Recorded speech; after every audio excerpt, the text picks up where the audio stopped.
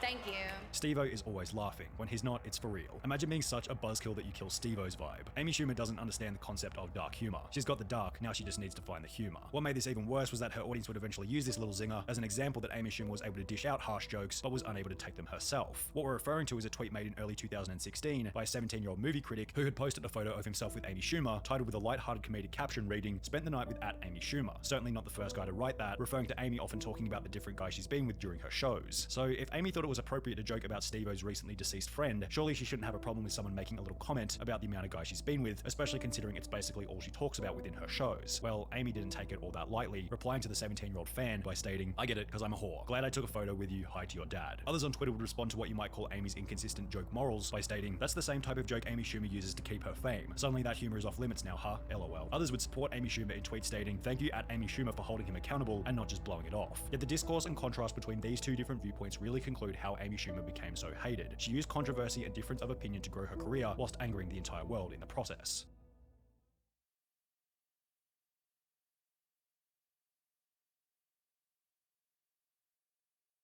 Any question about my personal life, ban them. No, I don't got any friends, dude. No person deserves this kind of ridicule. Like, I hate my f***ing life at this point. My grandma's dying. I spend my entire life sitting in this room. I had $1,400 worth of chargebacks come out. And all you do is get picked on and criticized. That's my life. Most of you guys would crack under the stress that these people put me through. I just want to escape the bullying. I do. People make fun of me and pick at me. I'm pretty much defeated in every aspect of my life. You know, I have no self-esteem to begin with, and I feel like nobody loves me, but guess what? It's okay. He's an easy target.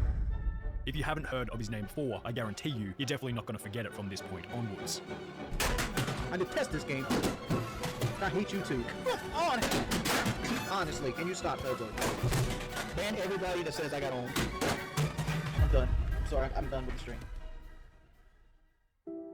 Geordie Jordan, aka Wings of Redemption, was born on the 21st of April 1986 into what you might call unfortunate circumstances. His birth had been the result of a teenage pregnancy, and due to aka Wings of Redemption was born on the 21st of April 1986 into what you might call unfortunate circumstances. His birth had been the result of a teenage pregnancy, and due to the young age of his parents, Geordie would be raised with the help of his grandparents in their trailer park home. At the age of 2, his father, an alcoholic, would abandon the family entirely, giving us a pretty clear idea of the unfortunate means by which Wings of Redemption had been brought into the world. However, while the circumstances were far from desirable, as Geordie Jordan entered school, he would begin to excel in sports, claiming to be one of the most athletic people in his class. That would be until a physically gifted foreign exchange student joined his year, placing Geordie in second place for most school sporting events. In order to counteract this, Geordie explained that he began to eat more during dinner time under the assumption that it would help him grow faster, hopefully giving him a physical advantage over his opponents. However, this would cause Geordie to begin gaining excessive weight, ultimately leading to a sporting underperformance and isolation into the fantasy world of video games. In the process of this, his family, including his brother and single mum, would move from his grandparents' trailer park home into low-income government housing, where Geordie Jordan would continue to gain weight while further isolating himself from society. By the age of 14, he had reached approximately 240 pounds or 110 kilograms, also being diagnosed with bipolar and social anxiety disorder, adding to the isolation even further. To counteract this, Geordie Jordan would begin to take on various low-skilled jobs in order to get out of the house more often, as well as earn himself a little bit of income. In his late teens, he would take on various positions such as working at a video rental store, a supermarket as a 911 operator, and even as a Domino's pizza delivery driver. However, he found many of these to be boring and unstimulating, often leading him to quit within only 2 weeks of starting. However, at the age of 18, Geordie Jordan would finally get into a position which he was able to hold for some period of time, specifically a job working for a company by the name of Metglass. What I did at Metglass is I was overhead crane operator for blast furnaces that basically poured liquid metal and things out, kind of like Terminator 2. While working at Metglass in 2007, Geordie and another friend by the name of Z7 Taylor would play Call of Duty in the evenings, also starting to regularly watch sniper montages over on YouTube. In the process, Geordie thought about making his own videos, however, given his busy work schedule, would dismiss the idea as he had minimal time for doing so. However, in 2008, an event would occur that presented itself as a negative in the beginning, however would turn out to be a huge turning point in his life, the global financial crisis. Geordie explained that since he was one of the more expensive employees at Metglass, he was one of the first to lose their job as business profits began to tumble. They started laying people off, and one of the people that got laid off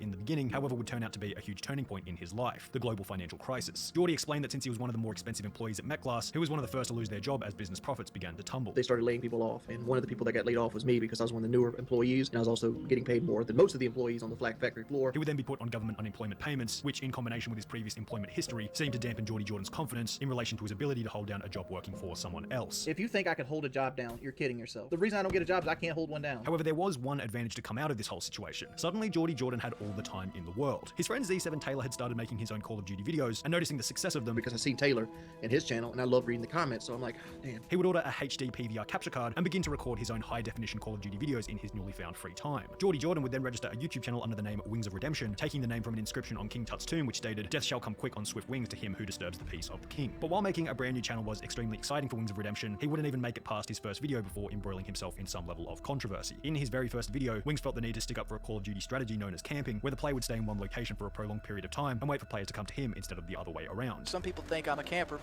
which I am a camper. The strategy was common but often frowned upon by players who were more aggressive, and as a result, his comment section would fill up by many who opposed his playstyle. However, on the opposite end of the spectrum, people also respected Wings for his honesty and his unapologetic nature towards the strategies that he preferred, and as a result, he began to build an audience. Given the almost non-existent competition on YouTube at the time, Wings would quickly become one of the fastest growing creators on the platform, and with such he began to gain the attention of other large Call of Duty YouTubers, specifically one by the name of Woody's Gamertag. Hi, this is Woody, the Unexceptional Gamer, and I make Call of Duty videos designed to help my unexceptional brethren do better in the game. Woody's Gamertag had begun YouTube at around the same time as Wings, and in order for them to share their audience with one another, they would begin to post dual commentary videos. Hey guys, it's Woody the Unexceptional Gamer, and I'm doing a dual com with Wings of Redemption today. Also starting a podcast together by the name of Painkiller Already, or PKA for short. Hello guys, this is Painkiller Already, and I'm your host, Geordie Jordan, aka known as Wings of Redemption, for anybody else who can't put two and two together. In this podcast, Wings would continue with his strong opinions and unapologetic attitude on topics relating to Call of Duty. However, with such, would also begin to gain a reputation as a guy who would constantly respond to those who shared differing opinions. While Wings' goal was to subdue the negative feedback by responding to it, it instead seemed to amplify it, as his audience noticed that the best way to get attention from Wings was to simply leave a negative comment, which Wings often struggled to ignore. In addition to this, Wings would begin to show his face more regularly in his videos, prompting negative comments in relation to his weight. However, despite clearly being on the heavier side, his subscriber count was mediated by his gameplay rather than his physical appearance, and by August 2011, Wings of Redemption had peaked as the 281st most subscribed channel on all of YouTube, with a little over 300,000 subscribers, and for all intents and purposes, Wings of Redemption's YouTube channel seemed to be chugging along just fine.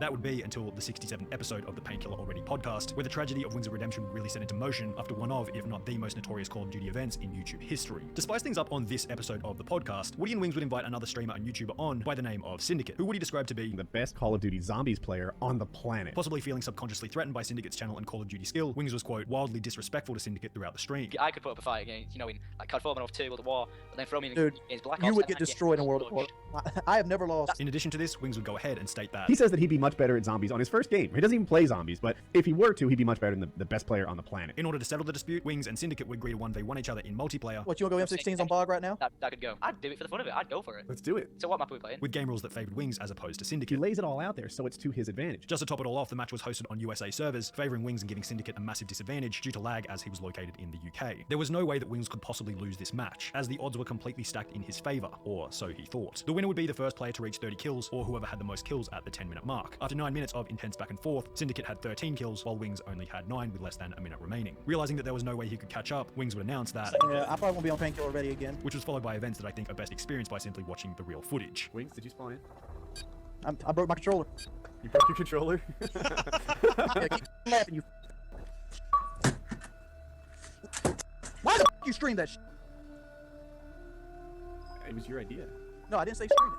In front of 7,000 live viewers, after hours of trash talk, Wings was humiliated with 9 kills as opposed to Syndicate's 14. Geordie's reaction led his audience to realize one simple thing. Wings of Redemption was not this famous Call of Duty hero who took a romantic risk by starting YouTube. No, he was an immature man-child who happened to catch the Call of Duty YouTube wave while living on unemployment. The difference between his online persona and true personality had finally shone through, and in case Wings' reputation hadn't deteriorated enough already, this was really only the beginning. Syndicate would post a screenshot to his Twitter the following day, displaying a conversation in which Wings had requested that they play again in a fixed match, where Syndicate would let Wings win with the goal of restoring Geordie's reputation. The screenshot would end with Syndicate stating, "You want to come out on top of this situation, you just made it 10 times worse," as well as, "No way, Wings, you just blew it big time." Wings' videos would then begin to fill with comments regarding his childish reaction to the loss. However, rather than rectifying it by stating that Syndicate won fair and square, Wings would paint himself as the victim of the situation, stating that the reason he didn't win the match was because Woody hadn't set the rules correctly. In addition to this, he would upload videos talking about the many problems that he'd been dealing with, uploaded with the assumed goal of garnering sympathy from his viewer base. There's been so much stress with sub box breaking, the view count thing, the losing the 1v1, all the haters, all the loss of subs. I've actually gained 20 pounds because all I've been doing is worrying and eating, worrying and eating. The problem was that attempting to garner sympathy ended up having the opposite effect on his reputation, as the approval seeking did nothing but display his overwhelming lack of confidence. This lack of personal confidence also began to manifest itself in videos where Wings would talk about his weight, stating that he had gained approximately 100 pounds from comfort eating since his reputation began to decline. In order to combat this, Wings would move in with a newer member of the PKA podcast, Kyle, where Kyle would act as his personal trainer, giving him an exercise routine and cooking him healthy food for every single meal. Kyle had even spent $5,000 to rebuild his shower. And if he was going to live with me, we would have to put in a new shower. So construction began the next day.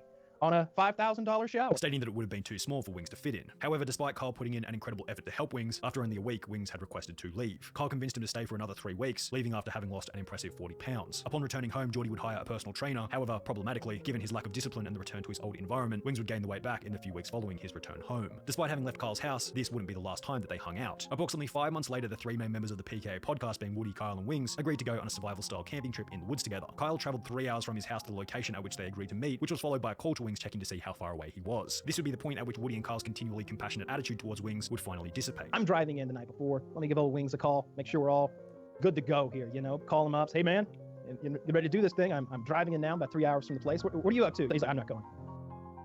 What? What do you mean? I'm not coming. When were you going to tell me? I'm telling you right now. Wings had left Kyle and Woody to camp by themselves, resulting in Wings alienating his final 2 YouTube friends and ultimately being kicked off the PKA podcast. Yeah, so we've decided, it was a group decision, we decided that Wings of Redemption wasn't going to continue with us on the show for at least the foreseeable future. He's got a lot of stuff that he needs to work out before he's, you know, up to par with what we need from him. You know, he's having a hard time, and he's made some decisions that we didn't feel were so friendly. So for the time being, we're gonna continue without him. It would then become apparent that Wings was questioning whether or not he wanted to continue as a YouTuber, stating that he would like to quit YouTube. However, the status it provided made such a decision extremely difficult. I know what I need to do. What I need to do is quit YouTube and move on with my life. But at the same time, this is the high point so far in my life. It's hard to walk away from having access to 50,000 people. Basically being able to get advice at any time of the day, any day of the week. Hard to walk away from, you know, being somebody of importance to going back into a world where you're nobody. However, perhaps the end of Geordie's YouTube channel was out of his control, because by this point, his subscriber count had already begun to decline. The release of Black Ops, Modern Warfare 3, Black Ops 2, as well as the increasing simplicity of creating video content meant that Wings had substantially more competition for the videos that he was creating. With a dying channel and absolutely no one else to turn to, Wings would begin to upload variety videos on games such as Fallout and Final Fantasy in a desperate attempt to slow the death of his channel. Welcome everybody. Welcome to my Fallout 4 playthrough. He would also attempt to recapture his old fame by covering Call of Duty drama and starting a new podcast called The Podcast Show with other washed up Call of Duty streamers like Whiteboy 7th Street. However, these would also fail to